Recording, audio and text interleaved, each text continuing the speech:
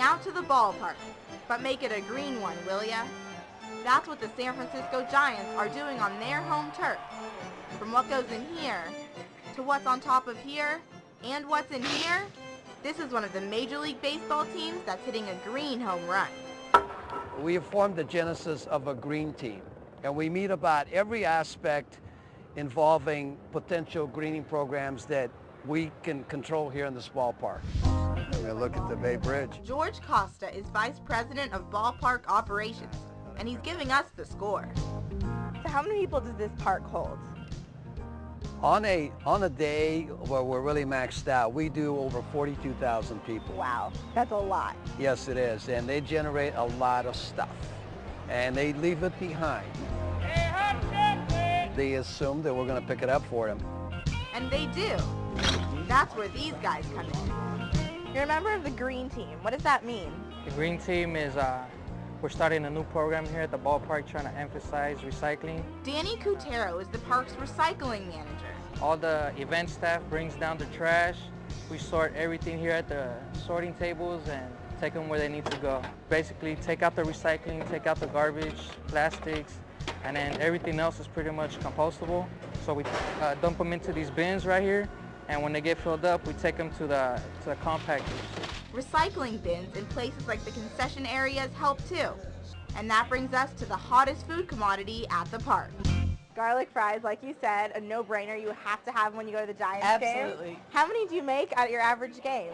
Each stand does approximately 800 pounds a game.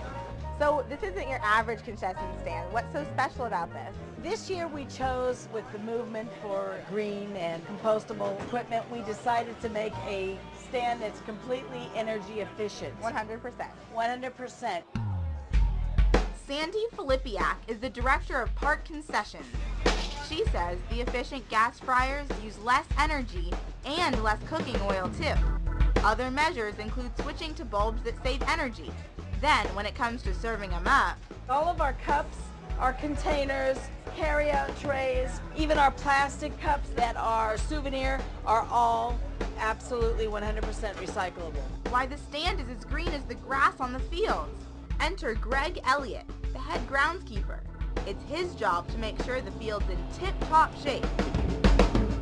Try to take a green initiative with it and try not to use any pesticides or herbicides and just use our fertility and our maintenance practices to maintain the field. Another big deal down here is saving water. The first thing is the type of soil. You know, a soil that drains, a sand-based soil, is very important. Important because it retains the perfect moisture balance it needs without frequent watering. The soil has a certain field capacity. Anything over field capacity is a misuse of water. Anything under, you need more. So you try to manage that at field capacity, which is where we want to be. Sprinkler heads also help conserve. Right here, the large droplets coming down into the smaller droplets down here. Then there's the irrigation clock, which gathers weather info and combines it with field conditions to create the optimum watering schedule. The future of what we do is really using less fossil fuels, using less water, and really trying to maintain the field accordingly. And speaking of fossil fuels, let's head back to the stand. All those fans must create a lot of CO2 getting here, right? 42,000 people, we think of this as a city. Yeah, it's huge, which brings up transportation. And I hear that half the fans here use public transportation. I mean, that's huge. It's outstanding, and we're driven to become the most transportation-friendly ballpark in the country. Some of them even arrive by ferry. It's all part of efforts to green America's favorite pastime, both now and into the future.